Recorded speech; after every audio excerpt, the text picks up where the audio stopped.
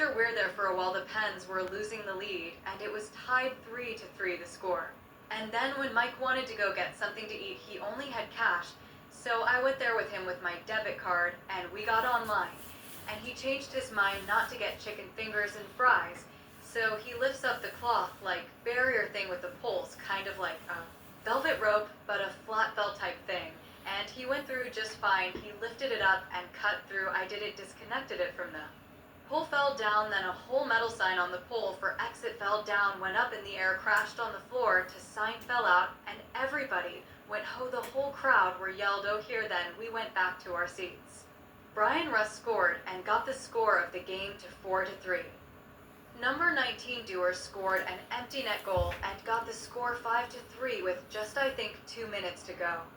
I was happy we won the game, and we were winning. The Capitals had a chance to do an empty net goal in the last probably 50 to 40 seconds of the game, but weren't able to. So we, Pittsburgh Penguins, came through victorious. It was Bryan Rust who scored the go-ahead goal for the Pittsburgh Penguins in their 5-3 win against the Washington Capitals on November 6, 2025, though Sidney Crosby scored 2 power play goals. And Connor Dewar scored the final empty net goal. The go-ahead goal. Bryan Rust scored the goal that put the Penguins ahead midway through the third period. Other goals. Sidney Crosby had 2 goals on the power play, and Connor Dewar scored an empty net goal to secure the victory.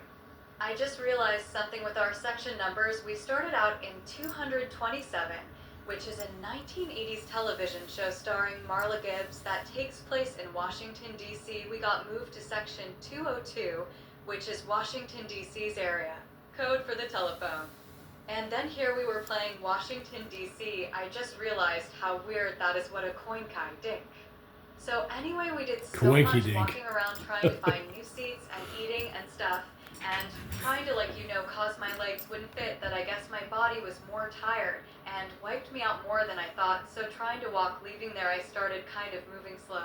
And I no control over it, and walking the 6 blocks back to our car really provided really hard for me. My leg, my hips started getting stiff, my lower back. I just couldn't move fast, Pat, and Mike stood in the doorway inside. Giovanni's waiting for me to get up the street because I was taking so long. My lower back started really bothering me. We made it to the car, dropped Mike and Pat off at Mike's place, and headed home, as West Virginians say, Terry. The end.